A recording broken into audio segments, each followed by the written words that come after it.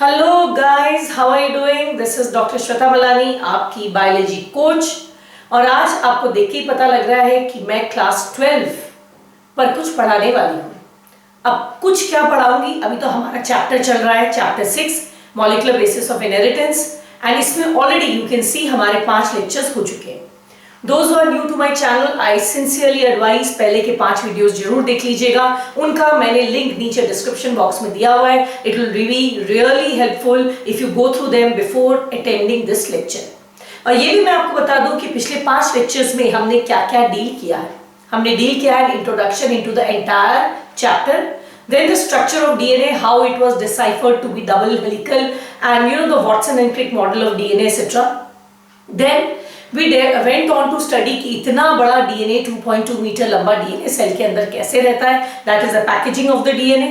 उसके बाद सवाल उठा हमें पता कैसे लगा था कि DNA हमारा जेनेटिक मटेरियल है। There were 3 experiments, Griffith, Avery, MacLeod, McCarthy and third is Hershey and Chase। ये सारी चीजें हम कर चुके हैं। तो आज जो हम पढ़ने वाले हैं वो है DNA versus RNA। DNA versus RNA means अगर जेनेटिक मटेरियल न्यूक्लिक एसिड को ही होना था तो why DNA and why not RNA? आखिर दोनों का स्ट्रक्चर ऑलमोस्ट सेम है, वो दोनों ही न्यूक्लियोटाइड्स के बने हैं और फॉस्फोडाइएस्टर बॉन्ड से जुड़े हुए।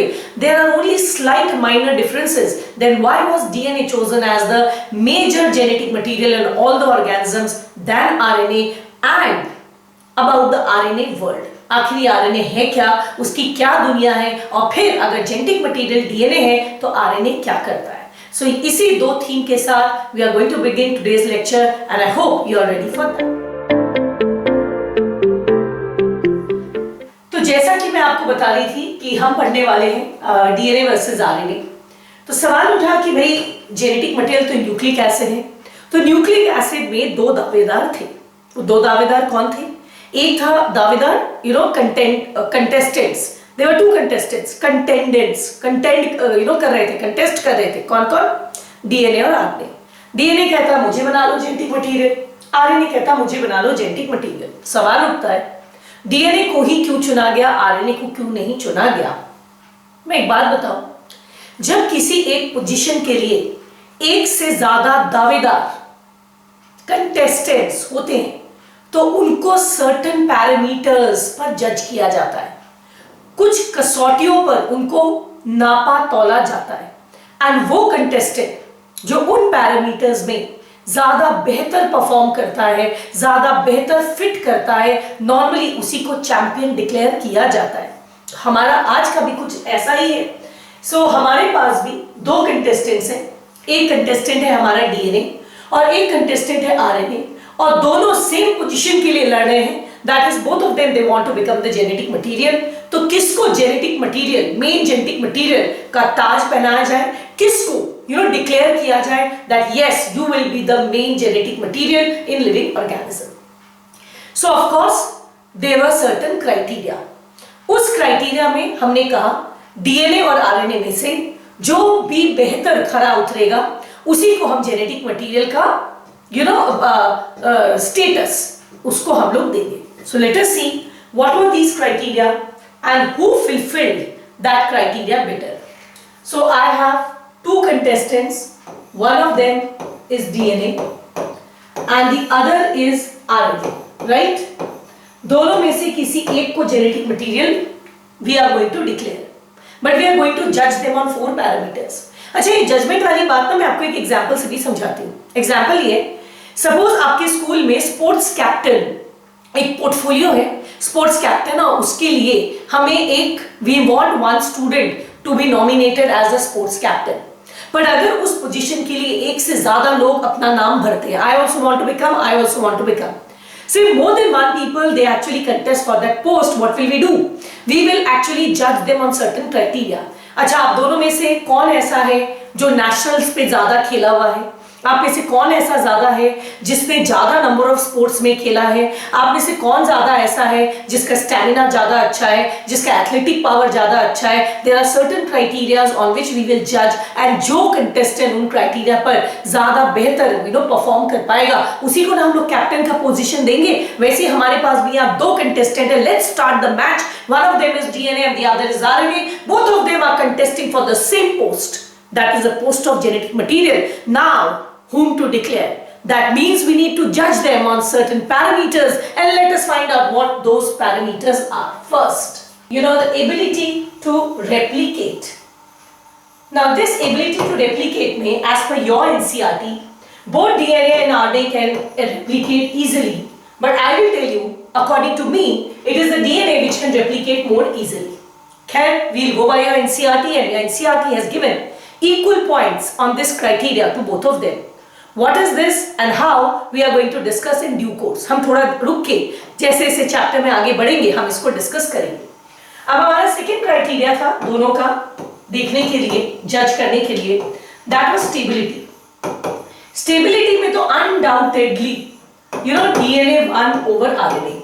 डीएनए का स्ट्रक्चर काफी ज्यादा स्टेबल होता है, थोड़ा बहुत तो आप जानते भी हैं. डीएनए में डीऑक्सीराइबोज शुगर होता है एंड थाइमिन होता है, जबकि आरएनए में राइबोज शुगर होता है और यूरैसिल होता है, जिसकी वजह से आरएनए का स्ट्रक्चर अनस्टेबल होता है. बट अनस्टेबिलिटी में इससे ज्यादा भी हम पढ़ेंगे, बट अनस्टेबिलिटी में it is DNA who gets the point.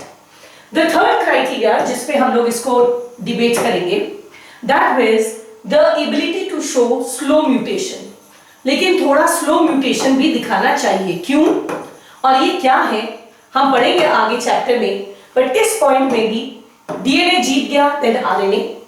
And fourth criteria था it must be able to be inherited as per Mendelian principles. ये मेंडेलियन प्रिंसिपल के हिसाब से ये इनहेरिट हो सकता चाहिए. और इसमें भी the DNA 1 over RNA.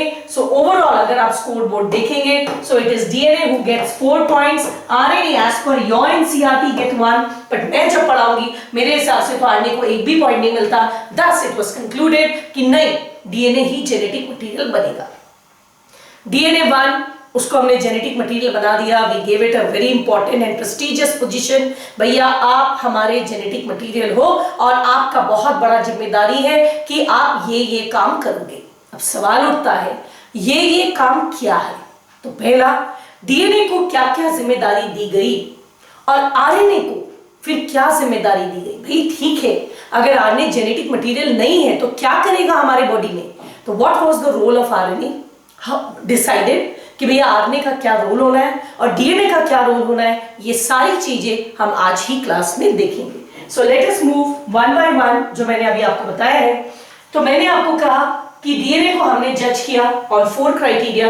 You can see all the 4 criteria given here on the board. First है जो मॉलिक्यूल, उसी को हम जेनेटिक मटेरियल मानेंगे जो अपने आप को बेहतर रेप्लिकेट कर सकेगा. सेकेंड, जो केमिकली एंड स्ट्रक्चरली स्टेबल होगा. थर्ड, जो बहुत स्लो म्यूटेशन का स्कोप रखेगा, ठीक है, जो एवोल्यूशन के लिए जरूरी है. एंड चौथा, जो अपने आप को एक्सप्रेस कर सकेगा in the form of Mendelian characters. We will move one by one. So हमारा जो पहला क्राइटेरिया है that is that which will be able to replicate itself.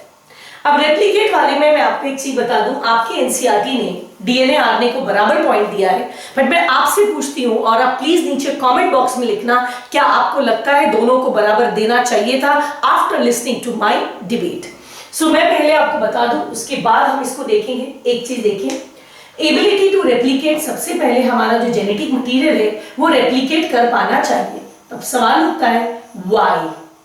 ठीक है, why should the genetic material be able to replicate? इसलिए क्योंकि आपको पता है हमारे cells, now listen to me carefully, are constantly dividing. Why? अब आप पूछोगे ma'am, why are the cells dividing? The cells are dividing for 2 purpose. One, for growth and repair. हमारे बॉडी में जो ग्रोथ हुआ है वो सेल डिवीजन से हुआ है. एंड रिपेयर, अगर आज आपका हाथ कट जाए तो थोड़े दिन के बाद वहां पर फिर से स्किन आ जाता है. That means the cells are continuously dividing. ठीक है, ग्रोथ एंड रिपेयर के लिए. सेकेंड, सेल डिवाइड करता है to make gametes so that the genetic material can be pass to the next generation. That means for reproduction. ठीक है, and इस reproduction में फॉर गैमेट फॉर्मेशन. चलिए ठीक है, अगर हमारा सेल हमेशा डिवाइड करेगा तो ऑब्वियसली डीएनए को भी डिवाइड करके उन सेल्स को अपनी कॉपी देनी होगी. ये मेरा एक सेल है, just look at this is my cell. It has a nucleus and it has its own DNA. ये इसका डीएनए. जब ये सेल डिवाइड करके दो सेल बनाएगा, दोनों सेल के अपने अपने न्यूक्लियस होंगे, तो ऑब्वियसली दोनों को अपना अपना डीएनए चाहिए होगा, तो इस डीएनए को डिवाइड करके दोनों को एक एक अपनी कॉपी देनी पड़ेगी। ऐसा थोड़ा होता है ये अपना डीएनए दे देगा और अपने बिना डीएनए हो जाएगा। अरे भैया अपना डीएनए तो उसके सेल में होगा ही, आखिर वो सेल भी एक लिविंग सेल है, वो केवल अपने डीएनए की कॉपी बनाता है और कहता है तुम भी एक रख लो, तुम भी एक रख लो। That means the DNA must be able to replicate for growth and repair and also for gamete formation, क्योंकि गैमेट के माध्यम से एक्चुअली पेरेंट करते क्या है, पेरेंट अपना जेनेटिक मटेरियल ही तो बच्चे को देते हैं, राइट। गैमेट के माध्यम से पेरेंट अपना जेनेटिक मटेरियल ही तो बच्चे को देते हैं। सिर्फ डिफरेंस क्या है, हमारे पास गैमेट पेयर में और बच्चे को हम लोग हैप्लॉइड नंबर ऑफ क्रोमोसोम देते हैं, ठीक है। दैट मीन्स जो भी जेनेटिक मटेरियल है उसको divide, it must be able to replicate itself quick, fast and precise. याद रखना, वो अपने आप को फटाफट रेप्लिकेट कर सके, अपनी कॉपी बना सके, क्विक, फास्ट जो मैंने कहा, एंड प्रिसाइज मतलब रेप्लिकेशन भी एक्यूरेट होना चाहिए, ठीक है। हमें इस डीएनए को growth, repair and gamete production के लिए अपनी कॉपी हमेशा बनानी है। जो भी डीएनए नहीं बोलिए, जेनेटिक मटेरियल बोलिए। अब देखते हैं डीएनए और आरएनए में से, दोनों में से कौन इस काम को ज्यादा बेहतर कर पाता है। मैं आपको यहाँ एक डायग्राम से बताती हूँ। Now let me draw DNA in blue and RNA in green. आपको पता है डीएनए डबल स्ट्रैंडेड स्ट्रक्चर होता है, ठीक है। I am not visible, it hardly matters, you look at the board. DNA हमारा डबल स्ट्रैंडेड स्ट्रक्चर होता है, ठीक है। अगर इसमें मेरा बेस पेयर है ATCG, तो यहां होगा TAGC, राइट। अब ये डीएनए के दोनों स्ट्रैंड अलग हो जाएंगे और एक टेम्पलेट का काम करेंगे। तो ये क्या है, ATCG, ये क्या है, TAGC। अब दोनों अपना अपना कॉम्प्लीमेंट्री स्ट्रैंड बनाएंगे। तो ये कॉम्प्लीमेंट्री, तो ए का कॉम्प्लीमेंट्री TAGC, जब ये कॉम्प्लीमेंट्री बनाएगा दिस विल बी ATCG। आप देखिए यहाँ पर, यहाँ एक से दो आइडेंटिकल डीएनए बन गए। जो पेरेंट डीएनए है वही ये दोनों डॉटर डीएनए देखकर आपके वैसे बने, क्योंकि डीएनए डबल स्ट्रैंडेड है और इसमें कॉम्प्लीमेंट्री बेस पेयरिंग पाया जाता है। तो दोनों डीएनए के स्ट्रैंड आप यहाँ देख सकते हैं, जिसको मैंने ब्लू से बनाया, ये एक टेम्पलेट जैसे काम कर सकते हैं और अपने आइडेंटिकल कॉपीज बड़ी आसानी से quick, fast, precise in one step कर सकते हैं। चलिए देखते हैं, अब आरएनए को देखते हैं। यहाँ आरएनए को मैं बनाऊंगी ग्रीन कलर से। आपको पता है आरएनए सिंगल स्ट्रैंडेड होता है, right. You know that RNA is single stranded, very good. अब ये जो आरएनए है, सपोज ये मेरा एक आरएनए है जो एक न्यूक्लियोटाइड सीक्वेंस का बना है। यहाँ ATCG की जगह मैं लिख देती हूँ AUCG, ठीक है, क्योंकि आपको पता है आरएनए में थाइमिन की जगह यूरैसिल पाया जाता है। अब अगर इसको रेप्लिकेट करना है और अगर ये स्ट्रैंड ऑफ डीएनए एक टेम्पलेट का काम करेगा तो सिंगल है, अगर टेम्पलेट का काम करेगा तो जब ये अपना कॉम्प्लीमेंट्री स्ट्रैंड बनाएगा, मैं इसके कॉम्प्लीमेंट्री स्ट्रैंड को रेड से दिखा रही हूँ, अगर ये अपना कॉम्प्लीमेंट्री स्ट्रैंड बनाएगा तो ये क्या बनाएगा, ये बनाएगा A का कॉम्प्लीमेंट्री होगा आपका U, इसका होगा A, this is G, this is C। क्या इसका कॉम्प्लीमेंट्री स्ट्रैंड ओरिजिनल स्ट्रैंड से आइडेंटिकल है? बिल्कुल नहीं है। क्या ओरिजिनल से आइडेंटिकल है? बिल्कुल नहीं है, ये इसका कॉम्प्लीमेंट्री है। यानी कि आरएनए अपना डुप्लीकेट वन स्टेप में नहीं बना सकता, इसको दो स्टेप चाहिए। फिर ये दूसरा स्टेप, जब ये अपना कॉम्प्लीमेंट्री बनाएगा, अब ये जब कॉम्प्लीमेंट्री बनाएगा तो U का कॉम्प्लीमेंट्री क्या है A का कॉम्प्लीमेंट्री क्या है U, G का क्या है C का क्या है G, तब जाकर ये और ये डीएनए आपस में मिलेंगे। दैट मींस आरएनए से आरएनए अगर आपको कॉम्प्लीमेंट्री बनाना है, आप एक स्टेप में नहीं बना सकते क्योंकि वो सिंगल स्ट्रैंडेड है। तो जब ये सिंगल स्ट्रैंडेड है, तो जब आरएनए रेप्लिकेट कर मतलब अपना को डुप्लीकेट करेगा, तो पहले आरएनए से क्या बनेगा, कॉम्प्लीमेंट्री स्ट्रैंड, फिर सेकंड स्टेप में फिर ओरिजिनल आरएनए बनेगा। यानी कि आरएनए से आरएनए बनाना आपका मुश्किल है। I just want you to see this. मैं यहाँ से रास्ते से खड़ी हट जाती हूँ, आप इस पूरे ब्लैक बोर्ड को अच्छे से देख लें। मैं ये कहना चाहती हूँ कि डीएनए से डीएनए बनना काफी ज्यादा आसान है, वन स्टेप है, it is very quick, precise and accurate, जबकि आरएनए से आरएनए बनाना उतना प्रिसाइज नहीं है। तो मेरे हिसाब से ये जो फर्स्ट पॉइंट है हमारा एबल टू रेप्लिकेट, मैं तो इसमें पॉइंट्स दूंगी डीएनए को, बट आपके एनसीईआरटी ने कहा है खैर जो भी है बना तो लेता है ना, भले ये दो स्टेप में बनाए ये एक स्टेप में बनाए, बना तो लेता है। तो आपके एनसीईआरटी ने दोनों को बराबर पॉइंट दिया है, कहता है कि द एबिलिटी टू रेप्लिकेट, इस पॉइंट में दोनों ही आपके सही यानी कि खरे उतरते। Late us see this. मैंने इसी को आपको डायग्राम के फॉर्म में दिखाया है। मैंने कहा है देखो डीएनए क्योंकि आपका डबल स्ट्रैंडेड है, तो जब दोनों स्ट्रैंड अलग होगा टेम्पलेट कैसे काम करेगा और अपना कॉम्प्लीमेंट्री बनाएगा, तो 1 से 2 डीएनए आपका बहुत आसानी से बन जाएगा। जबकि आरएनए के केस में सिंगल स्ट्रैंडेड होने की वजह से इसका कॉम्प्लीमेंट्री, इसका जो इससे जो स्ट्रैंड बनता है वो कॉम्प्लीमेंट्री होता है, न कि आइडेंटिकल होता है। So due to base pairing and complementarity, DNA and not RNA, protein, fats, carbohydrate can direct the replication. ये मैंने कहा है, बट आपका एनसीईआरटी कहता है कि both DNA and RNA they can direct their own replications. ठीक है, तो चलिए हमने फर्स्ट पॉइंट पे इनको जज कर लिया, that is ability to replicate, and both can replicate, though we will always say that DNA is able to replicate much better, faster and precisely without least mistakes. Next आ जाते हैं stability. Stability में तो खैर DNA ने बाजी मार दी, आपको ये शॉर्ट नोट्स में भी आएगा, एक तो फुल में आ सकता है अबाउट द 4 क्राइटेरिया, और हर क्राइटेरिया आपको शॉर्ट नोट में आ सकता है। आपको एक क्वेश्चन आ सकता है, DNA is more stable than RNA, justify the statement. इसमें 3 पॉइंट्स है जो ये प्रूव करता है कि डीएनए आरएनए से ज्यादा स्टेबल है, इसलिए ये इकलौता पॉइंट अपने आप में एक 3 मार्क का क्वेश्चन आ सकता है। यहां मैंने जो भी लिखा हो, मैं पहले आपको उसको अपने से पहले आपको पढ़ा दूं, उसके बाद I will show you the book. अब आ जाते हैं, मैंने कहा कि अब हम पढ़ रहे हैं जो क्राइटेरिया, दैट इज स्टेबिलिटी, और मैंने अभी आपको बताया कि स्टेबिलिटी में DNA is far ahead of RNA. कैसे, चलिए देखते हैं। 3 पॉइंट्स है। पहला, हमें पता है कि डीएनए में जो शुगर है that is deoxyribose sugar, deoxyribose sugar, जबकि आरएनए में जो शुगर है दैट इज राइबोस शुगर। आपको पता है राइबोस शुगर में जो सेकेंड कार्बन मॉलिक्यूल है, उस सेकेंड कार्बन मॉलिक्यूल में एक OH ग्रुप पाया जाता है। ये OH ग्रुप ये इसको काफी अनस्टेबल बनाता है, राइट। ये आपका आरएनए का शुगर को काफी अनस्टेबल बनाता है, इसीलिए हमने क्या किया था, इसके OH में से हमने O को हटा दिया था, सच दैट डीएनए में जो शुगर हम लोग बनाते हैं that is ribose deoxyribose sugar, that means second carbon का हमने ऑक्सीजन हटा दिया है एंड केवल यहाँ H पाया जाता है जो इसके मॉलिक्यूल को स्टेबल बनाता है। सेकंड पॉइंट देखें हम लोग। Second point is with regard to base, यानी कि नाइट्रोजनस बेस। पूरा ही लिख दूं, नाइट्रोजनस बेस। हमें पता है कि पहले आया था आरएनए, एंड आरएनए में नाइट्रोजनस बेस पाया जाता है यूरैसिल। ये यूरैसिल एक अनस्टेबल मॉलिक्यूल है।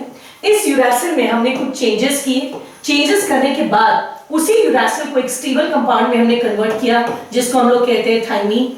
एंड थाइमीन एक ज्यादा स्टेबल बेस है, जिसकी वजह से डीएनए इज मोर स्टेबल। ये दो तो बहुत अच्छी चीजें हैं, आप दोनों सुन लिए, बट जब मैं थर्ड वाला जो बताऊंगी वो मुझे सबसे ज्यादा इंटरेस्टिंग लगता है। डीएनए की स्टेबिलिटी का हमने एक स्टेबिलिटी टेस्ट भी देखा है। हम डीएनए स्टेबल है, ज्यादा स्टेबल है, इसका अभी हमने हाल फिलहाल में पिछले से पिछले क्लास में एक स्टेबिलिटी टेस्ट देखा था, वो था ग्रिफिथ का एक्सपेरिमेंट। आपको याद है ग्रिफिथ के एक्सपेरिमेंट में क्या हुआ था बेटा? ग्रिफिथ के एक्सपेरिमेंट में एक एस टाइप का बैक्टीरिया था, अगर आपको याद होगा। ये एस टाइप के बैक्टीरिया को जब हम हीट किल करते हैं, यानी कि हाई टेम्परेचर पे ले जाकर इसको मार देते हैं, तो बैक्टीरिया तो मर जाता है लेकिन उसका डीएनए जिंदा रहता है। तभी ना इसका डीएनए जब एक आर टाइप के बैक्टीरिया में घुसता है, राइट, तो आर टाइप का बैक्टीरिया, ये आपका आर टाइप का बैक्टीरिया है, ये एस टाइप का बैक्टीरिया है। ये भले ही बैक्टीरिया मर जाए बट इसका डीएनए जिंदा रहता है, सच दैट जब इसका डीएनए आर टाइप के बैक्टीरिया में घुस जाता है तो आर टाइप का बैक्टीरिया एस टाइप के बैक्टीरिया में कन्वर्ट हो जाता है, यानी कि हाई टेम्परेचर में भी डीएनए डीनेचर नहीं हुआ, हाई टेम्परेचर में भी डीएनए डिस्ट्रॉय नहीं हुआ, बैक्टीरिया मर गया लेकिन डीएनए डिस्ट्रॉय नहीं हुआ, जिसकी वजह से जब ये डीएनए आपके आर टाइप के बैक्टीरिया में घुसता है तो आर टाइप का बैक्टीरिया एस टाइप में कन्वर्ट हो जाता है। इन तीनों पॉइंट्स को देखकर we find it out clear cut that DNA is more stable than, far more stable, more भी नहीं आप बोल सकते हैं far more stable as compare to that RNA. Is that clear? तो जब हमने ये वाले पॉइंट को एनालाइज कर लिया, तो now let us see what is there in your NCERT, sorry in my notes और NCERT whatever you may see. तो कहते हैं स्टेबिलिटी में 3 पॉइंट्स है। पहला, heat did not destroy some properties of the genetic material by Griffith transforming experiment. That means DNA is absolutely more stable. DNA is more stable than RNA. Why? Because DNA में 2 strand complementary होते हैं। अच्छा, ये आपको explain कर रहा है कि ऐसा क्यों था कि ग्रिफिथ के एक्सपेरिमेंट में हमने इतने हाई टेम्परेचर में भी जब डीएनए को बैक्टीरिया को मारा तो बैक्टीरिया मर गया लेकिन डीएनए नहीं मरा। क्यों? ये कह रहा है जो डीएनए के दो स्ट्रैंड्स होते हैं, देखिए ये कॉम्प्लीमेंट्री होते हैं और ये आपस में हाइड्रोजन बॉन्ड से जुड़े हुए रहते हैं। जब आप हाई टेम्परेचर देते हैं तो इनका हाइड्रोजन बॉन्ड टूटता और ये ऐसे अलग हो जाते हैं, जैसे एक पैंट वगैरह की या बैग की जो जिप होती है, जब आप जिप खोलते हैं तो वो ऐसे खुलता चला जाता है। वैसे ही ये मेरा DNA double stranded and anti parallel, आप देख सकते हैं एक का ऊपर की तरफ है, एक का नीचे, और बीच में हाइड्रोजन बॉन्ड है। जब आप बहुत हाई टेम्परेचर पे बैक्टीरिया को ले जाते हैं तो ऑब्वियसली उस गर्माश से डीएनए का भी जो बीच का हाइड्रोजन बॉन्ड है वो टूटता है और वो ऐसे जैसे जिप खुलता है ना, चेन का जो जिप खुलता है, वैसे ये आपका अलग होता है। पर जैसे ही आपका टेम्परेचर लोअर डाउन हो जाता है ये फट से हाइड्रोजन बॉन्ड फिर से बन जाता है और डीएनए अपना ओरिजिनल स्ट्रक्चर में फिर से आ जाता है। इस तरह से डीएनए डिस्ट्रॉय नहीं करता। You can see it in the diagram over here. मैंने ये दिखाया आपका डीएनए डबल स्ट्रैंडेड है। आपने जब इस डीएनए को हीट दिया, ठीक है, तो इसके बीच के हाइड्रोजन बॉन्ड्स टूटे। ये जो इसके बीच के हाइड्रोजन बॉन्ड्स हैं, ये हाइड्रोजन बॉन्ड टूटे और डीएनए के दोनों स्ट्रैंड्स अलग हुए। लेकिन जैसे ही टेम्परेचर कूल करता है वापस इनके बीच में हाइड्रोजन बॉन्ड्स बन जाता है एंड डीएनए अपना ओरिजिनल स्ट्रक्चर में वापस आ जाता है। ये यहां लिखा है, ये आपको एक 1 मार्क का क्वेश्चन आ सकता है। Why could not heat destroy DNA in the Griffith experiment? आप यहां लिखेंगे DNA because in DNA the two strands being complementary, अगर ये सेपरेट हो भी जाते हैं at the time of heating they come back together when appropriate conditions are provided. मैंने कूलिंग वाला वर्ड है और यहां पर आपका लिखा है अप्रोप्रिएट कंडीशंस आर प्रोवाइडेड। ठीक, सो पहला पॉइंट जो डीएनए के फेवर में गया regarding stability. Now next come to next point. अब आ जाते हैं DNA is more stable than RNA. ये सेकंड पॉइंट है बिकॉज ये जो आरएनए है इसके सेकंड कार्बन में हमको पता है राइबोस शुगर में OH होता है। This OH that is present in RNA ये इसको reactive hence liable to degrade reactive बनाता है जिसकी वजह से आरएनए डिग्रेड कर सकता है, टूट सकता है। RNA is also known as catalytic, हम आपको बताएंगे। जब आरएनए दुनिया में आया था तो वो जेनेटिक मटेरियल के अलावा कैटलिस्ट का भी काम करता था। हम पढ़ाएंगे आपको चैप्टर के एंड में। अगर कोई चीज जेनेटिक मटेरियल है वो कैटलिस्ट का भी काम करे, इतना रिएक्शन में पार्टिसिपेट करे, तो कहीं ना कहीं स्टेबिलिटी पर क्या आएगा, एक नुकसान आ सकता है। तो यही कह रहा है, एक तो आरएनए में जो सेकंड कार्बन में OH है ना, ये इसको रिएक्टिव एंड डिग्रेडेबल बनाता है। इसके अलावा आरएनए का कैटालिटिक फंक्शन भी है, इसीलिए वो बहुत रिएक्टिव है। इसीलिए डीएनए लेस रिएक्टिव है, ज्यादा स्टेबल है, क्योंकि डीएनए में हमने सेकंड कार्बन का ऑक्सीजन हटा दिया है। This makes it more less reactive and structurally more stable. 2 points बता दिए मैंने आपको। Now let us come to the third point. DNA is more stable than RNA. Why? Third point, because RNA में आपको पाया जाता है एक nitrogenous base called as uracil. इस यूरैसिल में जो ये वाला कार्बन आप देख रहे हैं, इसका जो हाइड्रोजन है इसको अनस्टेबल बनाता है। तो यहाँ पर बचा हुआ स्ट्रक्चर सेम है, we replaced it with a thymine group. Thymine पे डालने के दिस इज मिथाइल ग्रुप। यहाँ पर हमने मिथाइल ग्रुप ऐड किया और जो रिजल्टेंट स्ट्रक्चर बना उसको नाम दिया हमने थाइमीन। इस तरह से thymine is more stable than uracil. The presence of thymine in place of uracil further gives additional stability to the DNA. यानी इन शॉर्ट हमने देखा कि सेकंड जो पॉइंट है उसमें डीएनए बाजी मार गया, DNA is more stable than RNA. चलिए ठीक है, अब आ जाते हैं, मैंने कहा था third point, in order to be a genetic material. पहला बोला था in order to be a genetic material what should be there? You should be able to replicate. Second, you should be stable. Third, there should be scope of slow mutation. अब आप पूछोगे ma'am ये slow mutation क्या होता है? सुनिए, एक तरफ तो आप कहते हैं कि स्टेबल हो और दूसरी तरफ कह रहे हैं म्यूटेशन हो जेनेटिक मटेरियल में। मैम आप काफी कॉन्ट्रोडिक्टरी बात नहीं कर रहे हैं, आप मुझसे ये बात पूछ सकते हैं। सुनाओ कब ये, मैं आपको एक बात बताती हूँ। हमारा जेनेटिक मटेरियल डीएनए हो चाहे आरएनए हो, स्टेबल तो होना चाहिए, बट आपने यहां पर नोटिस किया होगा मैंने यहां पर एक वर्ड पर बहुत जोर दिया है, दैट इज स्लो। बहुत फटाफट नहीं, पर स्लो म्यूटेशन होना चाहिए। क्यों? क्योंकि अगर जेनेटिक मटेरियल में म्यूटेशन नहीं होगा तो एवोल्यूशन कैसे होगा? अरे भाई डीएनए में थोड़ा सा, मोलेरा के डीएनए में थोड़ा सा बदलाव आया था, स्लाइट चेंज, तभी ना वो प्रोटिस्टा में कन्वर्ट किया।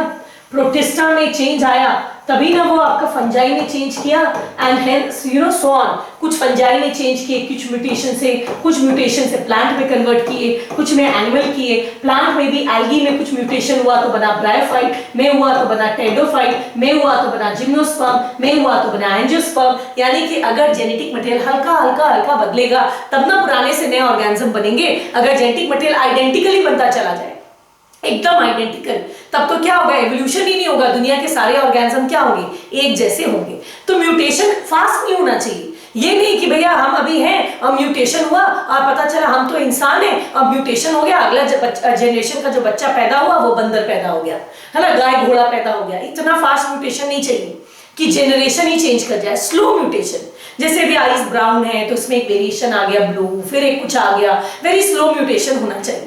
That will bring about variations, right. So इसमें, इस कंडीशन में आपका डीएनए में म्यूटेशन स्लो होता है, आरएनए में फास्ट होता है। इसमें होता है स्लो और इसमें होता है फास्ट। और इसको मुझे डिबेट करने की जरूरत नहीं है कि क्या आपको पता है डीएनए का स्ट्रक्चर ज्यादा स्टेबल है तो ऑब्वियसली उसमें म्यूटेशन क्या होगा, स्लो होगा। आरएनए का तो स्ट्रक्चर इतना अनस्टेबल है, उसका शुगर अनस्टेबल है, उसका बेस अनस्टेबल है, वो डबल स्ट्रैंडेड नहीं है, तो ऑब्वियसली उसमें म्यूटेशन कैसा होगा, फास्ट होगा। इसीलिए देखा गया है वैसे ऑर्गेनिज्म जिनका जेनेटिक मटेरियल आरएनए का बना होता है, ठीक है, वैसे ऑर्गेनिज्म जिनका जेनेटिक मटेरियल आरएनए का बना होता है वो बहुत फास्ट म्यूटेट करते हैं।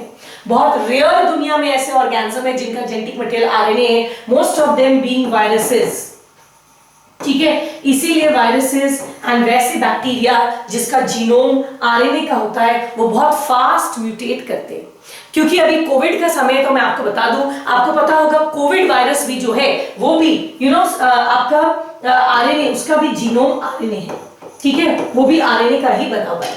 अब सवाल उठता है अगर उसका जीनोम भी आरएनए है, तो अभी आपने हाल फिलहाल में सुना होगा कि सुनने में आ रहा है कि कोविड वायरस का वैक्सीन बन गया है, लेकिन साथ में आपने देखा होगा न्यूज में ये भी आ रहा है कि वैक्सीन तो बन गया है लेकिन ये वायरस थोड़ा म्यूटेट कर गया है, सच दैट अलग अलग कंट्रीज एंड अलग अलग रीजन में वो सेम वायरस नहीं है बल्कि उसके वेरिएंट्स पाए जाते हैं। तो क्या जो ये आपका वैक्सीन निकला है क्या वो सारे वेरिएंट्स को मार सकेगा, ये बातें अभी मार्केट में आ रही है। और इसका कारण क्या है आपको एज ए बायोलॉजी स्टूडेंट पता होना चाहिए, क्योंकि उसका जेनेटिक मटेरियल है आरएनए।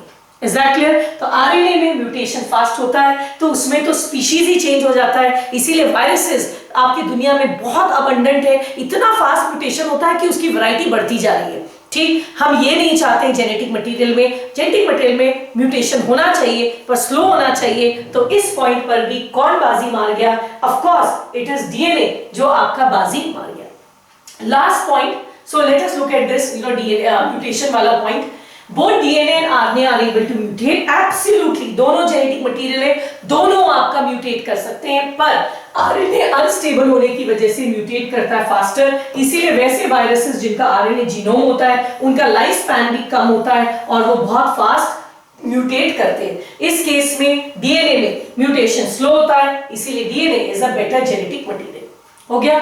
अब जब हमने ये पढ़ लिया तो हमारा लास्ट क्या है, they must be able to express themself in the form of Mendelian characters. हमें पता है डीएनए में आपका मेंडेलियन कैरेक्टर्स के फॉर्म में आपका इनहेरिटेंस होता है। सो दिस पॉइंट में भी your DNA wins over RNA, so DNA was chosen as your genetic material, right. So let us conclude it once again very fast. मेरे ख्याल से मैंने इसको लास्ट में डाला होगा। So let us conclude once very fast. हमारे मन में एक छोटा सा सवाल था कि हमारा, अच्छा ये दूसरा पेज आ गया, हमारे मन में एक छोटा सा सवाल था कि जेनेटिक मटेरियल डीएनए बना या आरएनए। हमने दोनों को टेस्ट किया ऑन सर्टेन कैरेक्टर्स। हमने देखा डीएनए उस कैरेक्टर्स में ज्यादा बेहतर खरा उतरता है than RNA, so DNA was chosen as the genetic material. First was the ability to replicate में DNA was better candidate though RNA could also do it. Second was stability में it was clear cut win for DNA.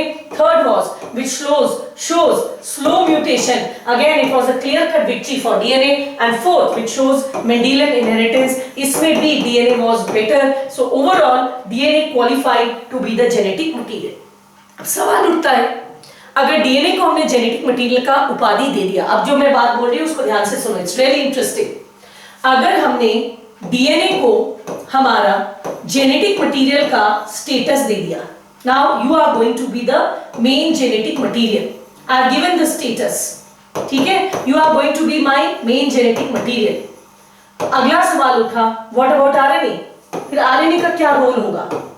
ठीक है, तो पहला सवाल उठा. अब इससे जो जो सवाल उठ रहे हैं उसको लिख दो. First, what will be the role of RNA?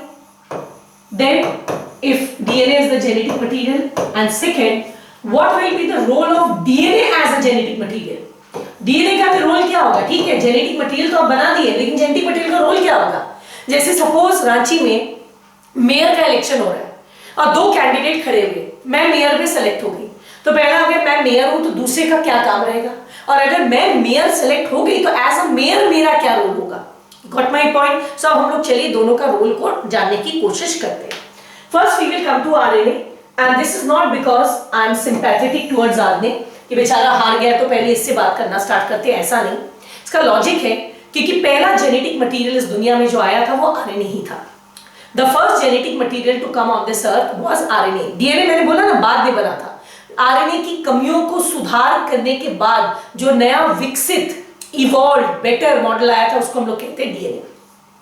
तो RNA was the first genetic material, and RNA का उस वक्त दो रोल हुआ करता था. क्या रोल हुआ करता था? वन, ये जेनेटिक मटेरियल का काम करता था, दैट मींस ये कैरेक्टर्स गवर्न करता था और कैरेक्टर्स को एक्सप्रेस करता था. सेकेंड इसका रोल था, ठीक है, it also used to act as catalyst.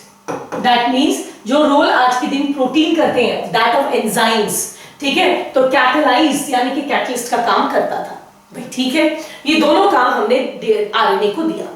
अब क्या हो गया, आरएनए को दो इतनी बड़ी जिम्मेदारी दे दी.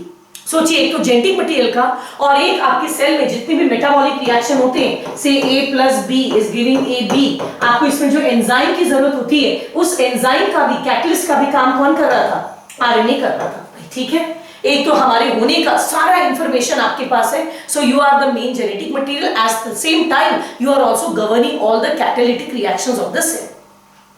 फिर इसमें कुछ बातचीत हुई, कुछ मुद्दा चला कि भाई क्या आरएनए को दोनों रोल देना चाहिए और क्या ये दोनों रोल को अच्छे से संभाल पा रहा है. पहला था, क्या आरएनए को ये दोनों रोल हमें देना चाहिए क्या? अच्छा, ये सवाल क्यों उठा? सुनो, इसलिए क्योंकि ये दोनों रोल कॉन्ट्रडिक्टिंग रोल है. जहां जेनेटिक मटेरियल होने की वजह से it must be very stable, right? जहां जेनेटिक मटेरियल होने की वजह से it has to be very stable, वहां जब वो कैटलिस्ट का काम करता है तो it becomes very reactive and labile. और ये दोनों रोल कैसे हैं? कॉन्ट्रडिक्टरी रोल है. कहने का मतलब ये है कि एक तरफ सपोज आपने मुझे दो पोस्ट दे दिया है, ठीक है, से आपने मुझे एक पोस्ट दे दिया है that of a minister, right, and second आपने दे दिया मुझे the role of a DJ player. अभी दोनों कॉन्ट्रडिक्टरी. एज अ मिनिस्टर और एज अ चीफ मिनिस्टर और the prime minister, I need to be very grave with my personality. I need to be very composed, एकदम एक तरीके से उठना बैठना, खाना पीना, ड्रेसअप करना. एंड जहाँ अगर दूसरा रोल डीजे का दे दिया, those punky styles and hi hello and those all those attitude. तो एक मतलब ये दोनों रोल्स कैसे एकदम कॉन्ट्रडिक्टरी रोल है. वैसे ही आरएनए के साथ किया गया. एक तरफ उसको genetic material that requires a lot of stability, and दूसरी तरफ I made it the catalyst that made it very reactive and labile. तो हमें लगा भाई ये दोनों रोल उसको देना सही नहीं है. ठीक है, तो हमने कहा देखो आप ऐसा करो आरएनए भाई साहब, आप ऐसा करो, आप अपना जेनेटिक मटेरियल का रोल ऐसे भी, अगर हम आपका ये वाला रोल हटा भी देते, कैटलिस्ट का रोल हटा भी देते हैं, तो भी आपके स्ट्रक्चर में बहुत सारी कमियां हैं जो आपको ऐसे भी अनस्टेबल बनाती है. अगर आप कैटलिस्ट का काम न भी करें तो भी जो आपका राइबोस शुगर है और जो आपका नाइट्रोजनस बेस यूरासिल है, और क्योंकि आप सिंगल स्ट्रैंडेड है तो आपका स्ट्रक्चर अनस्टेबल है, तो चलिए हम आपको थोड़ा सा मॉडिफाई कर दें. तो बहुत लोग होती है ना, गाड़ी खरीदते हैं फिर उसको मॉडिफाई कर लेते हैं, बाइक खरीदते हैं उसको मॉडिफाई कर लेते हैं और एकदम एकदम एकदम बहुत सुंदर सा लुक दे देते हैं. वैसे हमने कहा चलो हम तुमको थोड़ा मॉडिफाई कर देते हैं, हम तुम में कुछ 3 मेजर चेंजेस लाएंगे. 3 मेजर चेंजेस क्या लाएंगे? ये आप आरएनए भाई साहब हो. पहला हम आपको क्या करेंगे? डबल स्ट्रैंडेड करेंगे, ठीक है. सेकेंड, हम आपकी शुगर को चेंज करेंगे from ribose to deoxyribose, ribose to deoxyribose, and third हम आपके बेस को चेंज करेंगे, हम आपके बेस को जो आपका थाइमीन है उसको थोड़ा सा बदलाव करके यूरासिल करेंगे, और जो नया स्ट्रक्चर इससे बनेगा अब इसको हम आरएनए नहीं बोलेंगे, अब हम इसको डीएनए बोलेंगे। ठीक है, तो हमने इस तरह से आरएनए में चेंजेस लाकर डीएनए बनाया, और ये जो इसका पहला रोल है दैट ऑफ जेनेटिक मटेरियल, ये हमने डीएनए को दे दिया। ठीक है, तो एक काम आरएनए का छिन गया, भैया आप तो भैया जेनेटिक मटेरियल कौन का है, डीएनए है, आपको हटाया नहीं, आपका वजूद नहीं हटाया। It is something like this कि अगर अभी मेरी गाड़ी कौन सी है 800 मारुति 800, हमने ऑल्टो बनाया लेकिन 800 भी अभी है, मॉडिफाई करके हायर मॉडल बना दिया पर वो भी है। ठीक है, तो पहला रोल हमने किसको दे दिया, डीएनए को दे दिया, जो हम लोग यहाँ देख भी रहे हैं, DNA is the genetic material. अब आ जाते हैं दूसरे रोल पर, दैट इज कैटलिस्ट। हमने कहा भैया तुम कैटलिस्ट का काम करोगे, ऐसा करो तुम्हारा ये कैटलिस्ट का रोल हम लोग प्रोटीन को दे देते हैं। प्रोटीन 20 तरह के अमीनो एसिड का बना है। अब आ जाते हैं इसके सेकंड रोल पर। इसका जो सेकंड रोल था कैटलिस्ट का, ये हमने प्रोटीन को दे दिया। हमने कहा देखो प्रोटीन बना हुआ है, हमारे सेल में millions and millions of enzyme चाहिए। ठीक है, एंड प्रोटीन बना हुआ है 20 अमीनो एसिड्स का, 20 तरह के अमीनो एसिड का, और तुम बने हुए हो 4 न्यूक्लियोटाइड्स के, तो ऑब्वियसली वो ज्यादा बेहतर और ज्यादा वैरायटी का बना पाएगा। तो ऐसा करते हैं, और वो सेल से ज्यादा, आपको पता होगा प्रोटीन बनता भी सेल में। So you know let me draw this diagram. अगर ये मेरा सेल है, ये सेल के अंदर न्यूक्लियस है, यहाँ पर बेचारा हमारा आरएनए था, आरएनए मैंने ब्लू कलर से बनाया। ठीक है, तो इस आरएनए से हमने क्या बना, अच्छा रेड से बनाया था, तो आरएनए से हमने क्या बना लिया, डीएनए। तो इसका एक काम जेनेटिक मटेरियल का चला गया। अच्छा, कैटलिस्ट का काम करने, आपको पता है कैटलिस्ट मेटाबॉलिज्म साइटोप्लाज्म में होता है। हमने कहा भाई साइटोप्लाज्म में हम ऐसा करते हैं, तुम्हारे कैटलिस्ट का रोल प्रोटीन को दे देते हैं, और प्रोटीन ही एंजाइम बनाएगा जो सेल के सारे मेटाबॉलिक रिएक्शंस करेगा। भैया हमने इसका दूसरा रोल दे दिया प्रोटीन को। तो अब तो आरएनए भाई साहब हो गए खाली हाथ। पहले तो क्या था, दोनों मतलब एक मुहावरा है ना कि आपके 10 उंगलियां घी में और साथ में सर भी कढ़ाई में। दैट मीन्स पहले तो आप ही आप थे, मतलब जेनेटिक मटेरियल भी आप थे, कैटलिस्ट भी आप थे, यानी कि आप ही आप थे, पूरी लिविंग वर्ल्ड आप ही के चारों तरफ घूम रही थी। एक्चुअली जब लाइफ इवॉल्व किया, जब लाइफ दुनिया में आया, तो actually life revolve around whom? It revolve around RNA. ठीक, और सडनली क्या हो गया, हमने उनका सब कुछ छीन लिया। सबका छीन लिया मतलब उसका जेनेटिक मटेरियल का पोस्ट दे दिया आरएनए डीएनए को, और उसके कैटलिस्ट का पोस्ट दे दिया हमने प्रोटीन को। तब सवाल उठा, अगर इनका ये काम ये करेंगे, ये काम ये करेंगे, तो फिर आरएनए क्या करेंगे? ये सवाल उठा कि आरएनए क्या करेंगे। आरएनए क्या करेंगे मैं भी आपको बताती हूँ, I am just going to tell you. उससे पहले अब आ जाते हैं, जब डीएनए भाई साहब को हमने जेनेटिक मटेरियल का रोल दे दिया, तो डीएनए भाई साहब क्या करेंगे, ये क्या करेंगे, पहले ये तो समझ ले, फिर हम लोग वापस आएंगे आरएनए में। बेचारे कल तक बहुत बिजी हुआ करते थे, अभी जॉबलेस। ठीक, आएंगे। अब आ जाते हैं डीएनए भाई साहब क्या करेंगे, पहले इस पर तो चर्चा कर लें। तो मैंने आपको जैसा कहा, अगर ये आपका सेल है, ठीक है, तो सेल में ये न्यूक्लियस है, न्यूक्लियस के अंदर यहाँ आपके डीएनए महाराज पाए जाते हैं। अब इनका 2 रोल है। ठीक है, इनका 2 रोल है। क्या रोल है? पहला रोल है, क्योंकि डीएनए जीन्स के बने हुए हैं और जीन्स हमारे सारे कैरेक्टर्स को कंट्रोल करते हैं, to express itself, to express the genes. Genes express करना मतलब डीएनए एक्सप्रेस कर रहा है, क्योंकि डीएनए क्या है, जीन्स के एग्रीगेशन से बनता है, बहुत सारे जीन्स जुड़कर ही तो डीएनए बनाते हैं। तो ठीक है भाई, इनका पहला रोल क्या हो गया, इनको पहला असाइनमेंट मिला। आपका पहला असाइनमेंट है, आप क्या करेंगे, you will express yourself and form the phenotypic characters. आपके पास जितने जीन्स हैं, अगर पेप्सिन का जीन है तो उसे पेप्सिन बनवाइए, हाइट का जीन है तो टॉल करवाइए। ठीक है, इस तरह से आपकी बॉडी में अगर हेयर कलर का जीन है तो हेयर को ब्लैक कराइए। That means to express itself. ये इसका हो गया पहला function, to express itself. Second हो गया to form a copy of itself. क्यों, अभी अभी मैंने बताया, क्योंकि डीएनए की हमेशा एक कॉपी लगेगी। क्यों लगेगी? जो ये कपिल शर्मा शो में जो सपना आती है तो कहती है ना, आप मुझे लगेंगे, हमारे नाला सुपारा में आप हमें लगेंगे, तो वैसे ही डीएनए भी हमेशा लगता है, उसकी बहुत जरूरत होती है। भाई I just now told you, for growth and repair and for reproduction, that means gamete formation. तो सेकेंड इसका रोल हमने कर दिया, you have to make a copy of yourself. Copy में कोई दिक्कत नहीं है, डीएनए का ने कहा भाई मैं कॉपी कर अपना बना लूंगा, मुझे कोई दिक्कत नहीं है, I form a copy of myself, no problem at all. Problem किस में आया? एक्सप्रेस में। क्यों? क्योंकि डीएनए पाया जाता है न्यूक्लियस के अंदर और ये न्यूक्लियोटाइड्स का बना है, राइट। डीएनए पाया जाता है न्यूक्लियस के अंदर और ये न्यूक्लियोटाइड्स का बना है, जबकि डीएनए हमेशा एक्सप्रेस करता है इन the form of protein in the cytoplasm जो अमीनो एसिड्स का बना है, ठीक है। ये बना हुआ है अमीनो एसिड्स का, ठीक है, कोई दिक्कत नहीं है। और ये बना हुआ है न्यूक्लियोटाइड का और ये प्रोटीन के फॉर्म में एक्सप्रेस करता है। अब डीएनए महाराज को प्रोटीन बनाना नहीं आता, उनको प्रोटीन बनाना नहीं आता, तो वो एक्सप्रेस कैसे करेंगे? DNA can not form proteins. Secondly, DNA can not and should not afford to go to the cytoplasm to make protein.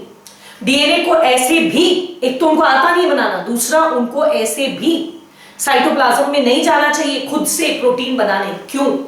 अगर डीएनए हर जीन को एक्सप्रेस करने, क्योंकि प्रोटीन साइटोप्लाज्म बनता है, अगर डीएनए बाहर जाएंगे साइटोप्लाज्म में तो डीएनए का वियर एंड टियर हो जाएगा और कुछ दिन के बाद जब डीएनए का वियर एंड टियर हो जाएगा तो डीएनए का स्ट्रक्चर चेंज कर जाएगा, तो पता चलेगा वो दूसरा प्रोटीन बनाने लग गए, यानी कि उनकी स्टेबिलिटी की धज्जी हो जाएगी। कहने का मतलब ये है कि मेरे पास नोट्स है, मैं आप सबको नोट्स देती हूँ, हर चैप्टर का नोट्स देती हूँ।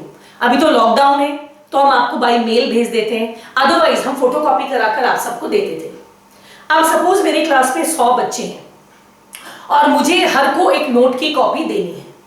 अगर मैं हर एक बच्चे को दे दूं, भैया बेटा तुम घर ले जाओ नोट्स फोटोकॉपी करा के ले आना, तुम घर ले जाओ ले आना, बाय द टाइम वो 20, 25, 50 बच्चे तक पहुंचेगा, नोट की धज्जी हो चुकी होगी, फट चुका होगा, चिथड़ा हो चुका होगा। ये तो मेरा ब्लूप्रिंट है, ये तो एक बैच है। जब अगला बैच आएगा उसको भी मुझे यही नोट्स देना है, अगला आएगा उसको भी यही नोट्स देना है। अगर नोट्स की धज्जी उड़ गई, पहला के बाद दूसरा पेज फट गया और नोट्स पहले के बाद सीधा तीसरा पेज हो गया, नोट्स का तो मतलब बदल जाएगा, वो नोट्स बेकार हो जाएगा और हम अगले बैच को वो नोट्स कैसे देंगे? Got it? हम क्या करते, हम सबको नोट्स घर ले जाने नहीं देते, हम उस नोट्स की एक चीप कॉपी बनाते। मेरा ओरिजिनल नोट्स क्या है? गुड है, क्योंकि उसको हम डायरेक्ट कंप्यूटर से बाहर निकालते हैं, अच्छा लेजर प्रिंटर से उसको प्रिंट आउट करके निकालते हैं, so that is very good, उसका लुक, उसका quality, that is very good. लेकिन हम उसका एक चीप कॉपी, हम उसको फोटोकॉपी वाले को देते हैं, भैया 20, 25, 50 पैसे में इसकी कॉपी निकाल दो, और उस चीप कॉपी को हम बच्चों को बांटते हैं, लेकिन ओरिजिनल नोट्स को किसी को हाथ नहीं लगाने देते, ताकि मेरे ओरिजिनल नोट्स स्टेबल रहे, ताकि उसका मीनिंग बना रहे और उसको हम बैच बाय बैच दे सके। सिमिलरली, या मेरा डीएनए जेनेटिक मटेरियल है, ये जो डीएनए मेरा जेनेटिक मटेरियल है, इसको अगर ये हर चीज के लिए खुद बाहर चला जाएगा साइटोप्लाज्म में, हर जीन, एक जीन तो हजारों बार एक्सप्रेस करता है। आप सुबह खाए प्रोटीन तो पेप्सिन वाला जीन एक्टिवेट होगा, रात को खाए प्रोटीन तो फिर पेप्सिन वाला जीन एक्टिवेट होगा। तो अगर हर बार डीएनए बाहर जाएगा तो डीएनए का क्या होगा? वियर एंड टियर हो जाएगा। ठीक, वियर एंड टियर हो जाएगा तो क्या पता चलेगा? डीएनए की स्टेबिलिटी खत्म, वो अपने जीन्स को एक्सप्रेस ही नहीं कर पा रहा है। तो सारा कहानी से डीएनए को जेनेटिक मटेरियल बनाने का कारण क्या था? कि स्टेबल है, हमारे सारे प्लानिंग पर पानी फिर जाएगा। हमने क्या बोला? भैया तुमको ऐसे भी बाहर नहीं जाना है। ठीक, तो अब कैसे बनेगा प्रोटीन? तो एक तो डीएनए सोच रहा है प्रोटीन कैसे बने, और दूसरी तरफ हम सोच रहे हैं कि आरएनए को क्या काम दे। तो आरएनए प्रोटीन बना सकता है। ठीक, क्यों? तो हमने क्या सोचा कि हम डीएनए से पहले आरएनए बनाएंगे। ठीक है, and RNA is the cheap copy of DNA. DNA में जो भी मैसेज है, जैसे मैंने कहा ना, मेरा ओरिजिनल नोट्स कैसा है? वेरी गुड, लेजर प्रिंटर वगैरह से पूरा निकला हुआ है, पर जब मैं फोटोकॉपी मशीन से आपको देती हूँ, that is a cheaper copy. Original notes निकालने में मेरा एक पेज पे 1 रुपया खर्चा होता है, 2 रुपया खर्चा होता है, बट जब फोटोकॉपी कराते हैं तो एक पेज पे 25 पैसा होता है। तो ऑब्वियसली होता है क्या, उसका उतना लुक भी अच्छा नहीं होता, व्हाटएवर। ठीक, इट्स अ चीपर। जैसे मैं एक और एग्जांपल दूं, बहुत सारे जो बुक्स आते हैं हार्ड बाउंड बुक्स, वो अगर 500 रुपए का बुक है तो उसका पेपर बैक एडिशन आता है, चीप वर्जन, जिसमें उसका हार्ड कॉपी हटाकर पतला उसका पेजेस का क्वालिटी घटा देते हैं, और 500 रुपए की बुक 200 रुपए में भी मार्केट में मिलती है। तो वैसे ही समझ लो, डीएनए के पास सारा इंफॉर्मेशन है, उसका cheap paperback copy edition को हम बोलते हैं आरएनए। एंड आरएनए को हमने कहा तुम जाओगे साइटोप्लाज्म में और इस आरएनए से प्रोटीन बनाओगे। तो RNA became what? It became the mediator between DNA and protein. DNA के पास सारा जेनेटिक मटेरियल है, प्रोटीन के फॉर्म में एक्सप्रेस करना है, आरएनए मीडिएटर है, ये डीएनए का इंफॉर्मेशन लेकर प्रोटीन में कन्वर्ट करेगा। So this is called as the mediator molecule. Is that clear? So this is how the role of both the molecules got fixed. एक बार फिर से बता दूं, RNA was the first genetic material. It acted both as the genetic material and a catalyst. ठीक, both the roles were contradictory to each other. As a genetic material it needed to be stable, उसमें कुछ कमियां थी जिसकी वजह से stable नहीं था. फर्दर कैटलिस्ट का काम करने की वजह से उसकी स्टेबिलिटी और घटती थी. हमने बाद में क्या हुआ, जेनेटिक मटेरियल का रोल दे दिया डीएनए को एंड कैटलिस्ट का रोल दे दिया प्रोटीन को. और as a genetic material DNA के दो काम थे, one to express itself, second to form its copies. जब कॉपी तो बना लेगा, एक्सप्रेस कैसे करना in the form of protein. पर डीएनए को हम साइटोप्लाज्म में हर बार नहीं भेजना चाहते टू मेक प्रोटीन, उससे वियर एंड टियर हो जाएगा. तो हमने क्या सोचा, डीएनए की एक चीपर वर्जन हम बनाएंगे in the form of RNA, and this RNA will carry the message of the DNA and go into the cytoplasm and express as protein. Thus, DNA is the genetic material. इसका दो काम है, replication and expression in the form of protein.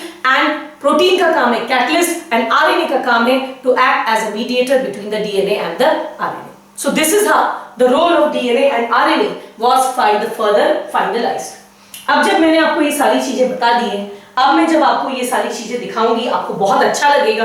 और इसी में हम आएंगे एक टॉपिक पर, वो इक्वेशन जो डीएनए के फंक्शन को एक्सप्लेन करता है, उसको हम सेंट्रल डॉग्मा बोलते हैं. मैं वो भी समझाऊंगी, पर पहले मैंने अभी जो बताया उसको देखो.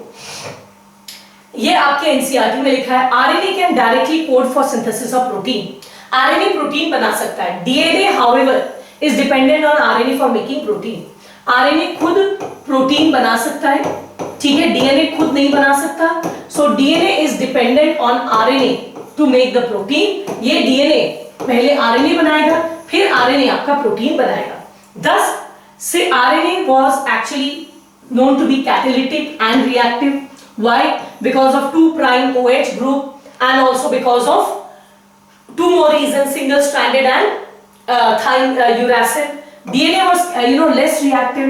तो हमने क्या कहा, डीएनए को बना देते genetic material. RNA is labile, easily degradable, DNA is not. So DNA being more stable was preferred for the storage of genetic material. For the transmission of genetic material RNA was chosen.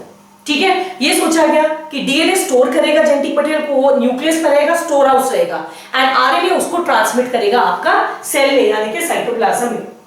ठीक है, that means मैं आपको RNA world, ये आपका एक NCERT में topic है, मैं बता दूं, फिर मैं आपको एनसीईआरटी भी दिखा दूंगी हमने कहां से कहां पढ़ा है. RNA was the first genetic material. ठीक है, it did everything. That means ये तो पहला मेटाबॉलिज्म करता था, यानी कि it acted as enzyme, and secondly translation etcetera everything आपको समझ में आ जाएगा. All the biochemical important biochemical reactions were catalyzed by RNA, यानी कि कैटलिस्ट का भी काम करता था. लेकिन कैटलिस्ट होने की वजह से रिएक्टिव था, हेंस अनस्टेबल था. तो डीएनए इवॉल्व किया आरएनए के से with some chemical modification that makes it more stable. Thus DNA double stranded बनाया गया, complementary बनाया गया, ठीक, and ये more stable है. तो DNA को बनाया गया जेनेटिक मटेरियल एंड RNA को बनाया गया ट्रांसमिशन ऑफ इंफॉर्मेशन. DNA को बनाया गया the storage of all the information and RNA will be the transmitter of that genetic information. हो गया. जब हम आपको ये बात बता दी कैटलिस्ट एंड इसका, so with this we now come to know what is the role. अब आ जाते हैं, आरएनए का तो फंक्शन पता चल गया, ठीक है. डीएनए का मैंने आपको दो फंक्शन बताया, आरएनए का भी फंक्शन बताया ना, the translation of the genetic material, and इसका काम है storage of the genetic material. इसके अलावा मैंने कहा था डीएनए का एक फंक्शन और है, ठीक, वो इक्वेशन जो डीएनए के दोनों फंक्शंस को दिखाती है, ठीक है, वो एक इक्वेशन फॉर्मूला जो डीएनए के दोनों फंक्शंस को दिखाती है, इसको हम लोग कहते हैं सेंट्रल डॉग्मा. सेंट्रल मतलब कोर, मेन, डॉग्मा मींस सिद्धांत, the main principle around which the DNA functions. That equation is called as central dogma. Central dogma that means DNA का फंक्शन क्या है, That was proposed by Francis Crick. यहाँ एक चीज याद करना बेटा, यहाँ वॉटसन एंड क्रिक नहीं लिखा है, यहाँ ओनली क्रिक लिखा है. और ये छोटी छोटी चीजें बोर्ड एंड मेडिकल के लिए इंपॉर्टेंट हो जाती है. बच्चे क्या सोचते हैं, जहां पर भी क्रिक वहां पर वॉटसन, जहां पर भी प्यारेलाल वहां पर लक्ष्मीलाल, ऐसा नहीं, ठीक है. This was done only by Francis Crick, and उन्होंने कहा कि actually how does the DNA express का दो ही फंक्शन है. पहला, to make its copy and not copy, exact copy. And one word for exact copy is replica. हम लोग बोलते हैं ना, देखो ये दोनों भाई बहन एक दूसरे के रेप्लिका दिख रहे हैं. Replica means exact copy. First, to make its exact copy, that is called as replication.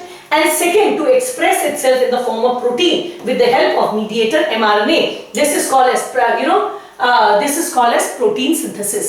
ये दो फंक्शन है, this is first, this is second. Second function को काफी यहाँ डिटेल में दिया गया है, मैं आपको पढ़ाऊंगी, ये दोनों पॉइंट्स को पढ़ाऊंगी, ठीक है, ये दोनों पॉइंट्स क्या है मैं उसको पढ़ाऊंगी. So this equation that was given by Francis Crick which demonstrates the function of DNA. अब ये दूसरा वाला क्या है, इसको बताने के लिए मैं फिर से पहले अपने व्हाइट बोर्ड पे आपको बताऊंगी. So please see this first. यहां पर देखो, एंड दिस इज इंटरेस्टिंग. और ये मैं इसलिए भी पढ़ाती हूं क्योंकि मैं आपको पता है मेरा एक एम है कि ये जो लोगों के मन में एक फीलिंग है कि बायो रटने वाला सब्जेक्ट है, ये चीज को मैं पूरे सोसाइटी से एकदम एकदम सफा करूं कि बायो रटने वाला सब्जेक्ट नहीं है, राइट. तो इसके लिए मैं देखो अभी जो मैं आपको बताऊंगी तो आपको लगेगा yes every word has a meaning. ये तो अननेसेसरली लोगों ने वो वर्ड बिना एक्सप्लेन किए हम पे थोप दिया है और बायोलॉजी को बदनाम कर दिया है कि बायोलॉजी रटने वाला सब्जेक्ट है. Now look at this. मैं सेंट्रल डॉगमा फिर से बना रही हूं. ये मेरा डीएनए है, राइट. एक डीएनए अपनी कॉपी बनाएगा. पहले तो मैं डीएनए को यहां ऐसे सर्कल कर दूं. डीएनए अपनी कॉपी बनाएगा, एग्जैक्ट कॉपी, जिसको कहते हैं replica. So the first function of DNA is replication. इससे हमें कोई प्रॉब्लम नहीं है, आपको भी नहीं है, आपको ये बात अच्छे से समझ में आ गई, ठीक है. सेकेंड फंक्शन क्या है, the DNA will make protein. पर मैंने आपको बताया डीएनए डायरेक्ट प्रोटीन नहीं बनाएगा, डीएनए पहले आरएनए बनाएगा. आपकी बुक में लिखा है एमआरएनए. एमआरएनए क्या है समय के साथ आप सीख जाएंगे. और फिर आरएनए से आपका क्या बनेगा, आपका फिर प्रोटीन बनेगा.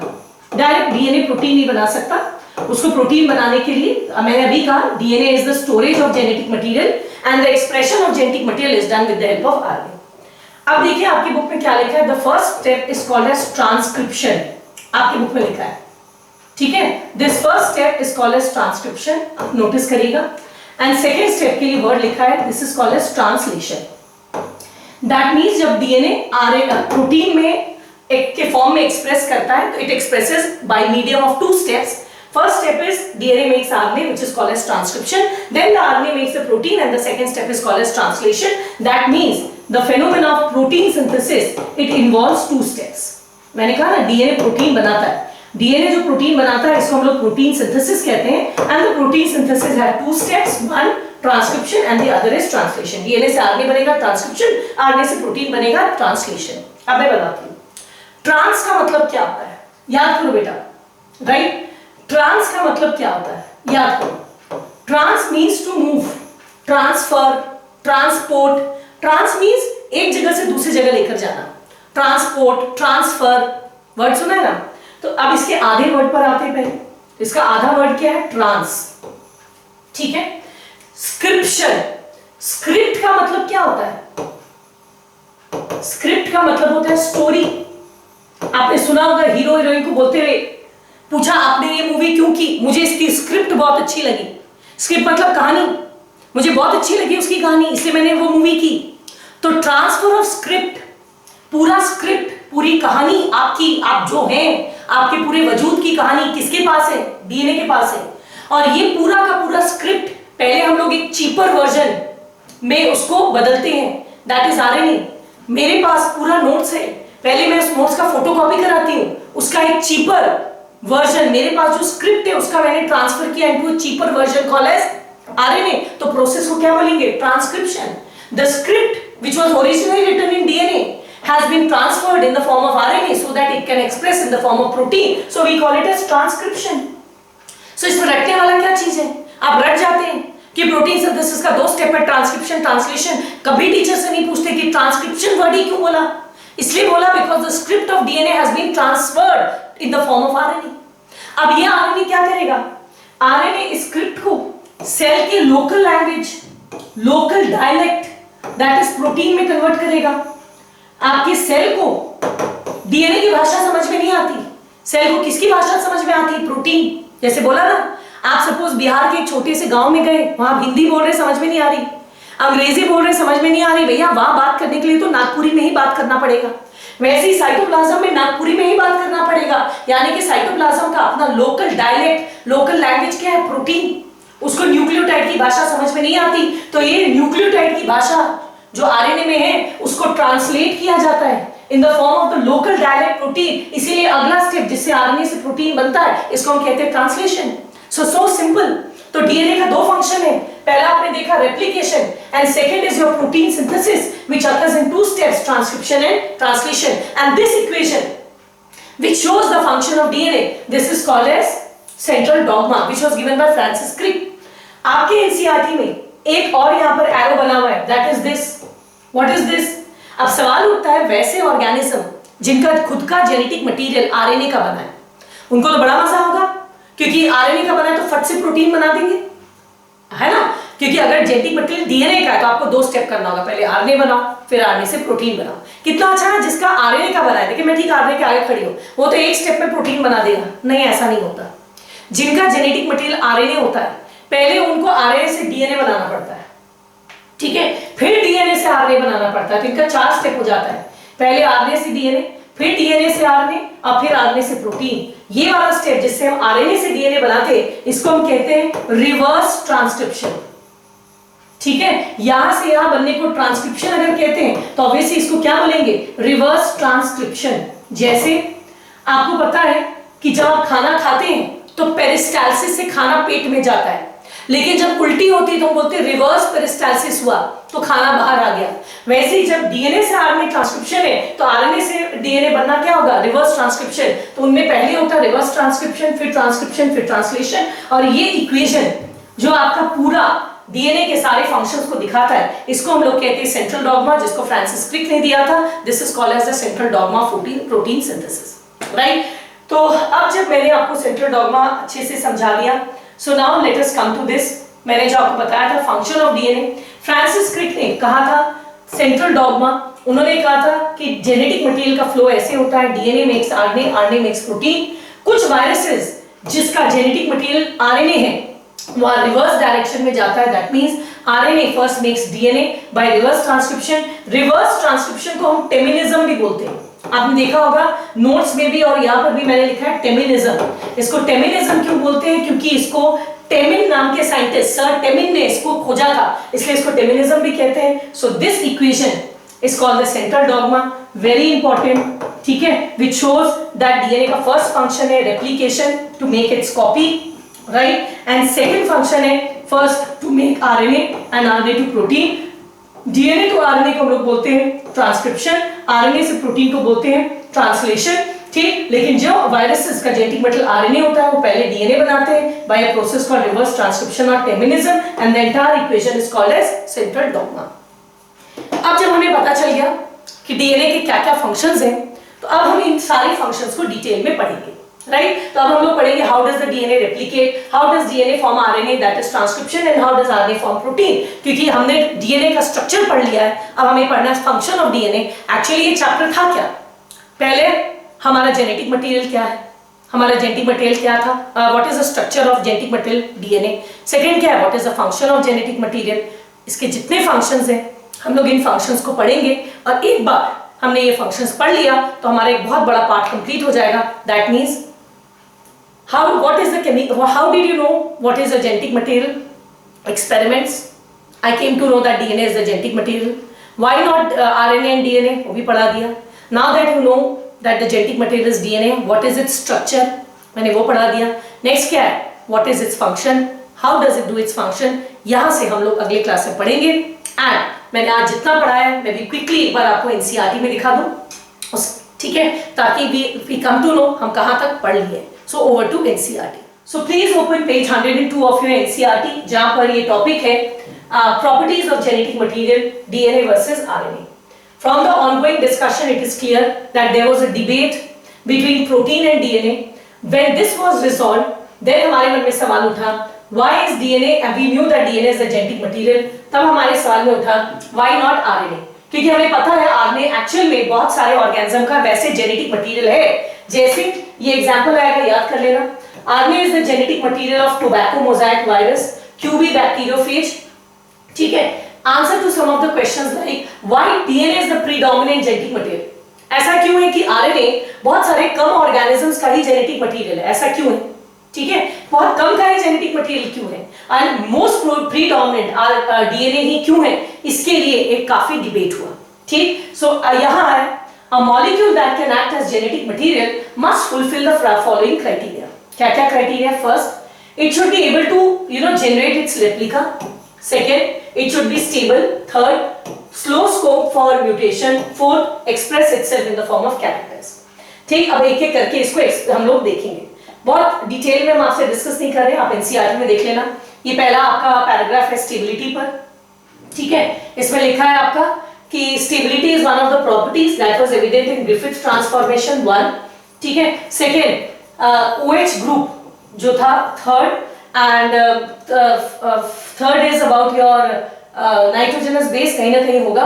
तो DNA is more catalytic reactive, RNA, and DNA is stable, therefore DNA was better genetic material. ये हमारा पहला पॉइंट है। अच्छा, इसके अलावा देखो थाइमिन के बारे में भी यहाँ पर लिखा है। यहाँ जो थाइमिन पाया जाता है इन प्लेस ऑफ यूरैसिल, फर्दर इसको स्टेबल बनाता है। सेकेंड आता है म्यूटेशन, तो कहता है कि भाई both of them are able to mutate each other, but RNA being unstable ये म्यूटेट करता है एट अ फास्टर रेट, इसीलिए वायरसेस जिनके पास आरएनए एज अ जीनोम है वो जल्दी म्यूटेट करते हैं, ठीक है। नेक्स्ट आ जाते हैं RNA can code for protein, ठीक है। DNA is dependent for RNA, तो इसीलिए हमने क्या डिसाइड किया कि डीएनए हमारा जेनेटिक मटेरियल होगा, एंड आर बीइंग स्टेबल ये करेगा storage of genetic material and transmission of genetic material के लिए हमने आरएनए को लिया, ठीक है। और जो मैंने एक पॉइंट बताया था मेंडेलियन इनहेरिटेंस, हाँ वो इसको यहाँ से हटा दिया है, कोई बात नहीं, स्टार्टिंग में लेकिन लिखा है। अब आ जाते हैं आरएनए वर्ल्ड जो मैंने आपको पढ़ाया। तो फाइनली ये आरएनए की दुनिया क्या है? From the foregoing discussion it is evident what which is the first genetic material, ठीक। तो अब definitely RNA was the first genetic material, लेकिन शुरू में ये सारे काम ये अकेले खुद ही करता था, मेटाबॉलिज्म, ट्रांसलेशन, स्प्लाइसिंग, इसके अलावा कैटलिस्ट का भी काम करता था।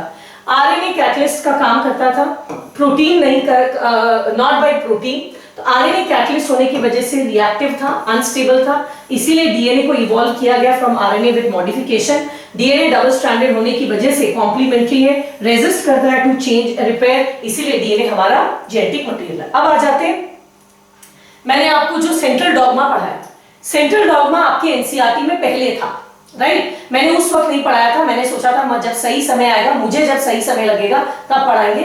आपके एनसीईआरटी में सेंट्रल डॉगमा यहां पर है, डीएनए के स्ट्रक्चर के बाद, यहां दिस इन पेज 98, ठीक है। पेज 98 में मैं अभी पढ़ाती हूं the proposition of double helix. जैसे ही वॉटसन एंड क्रिक ने बोला कि डीएनए डबल हेलिकल है, ठीक है, तो उन्होंने तुरंत बाद फ्रांसिस क्रिक ने ये सेंट्रल डॉगमा दिया, जिसमें उन्होंने बताया डीएनए का पहला फंक्शन है रेप्लिकेशन एंड सेकंड है ट्रांसक्रिप्शन एंड ट्रांसलेशन।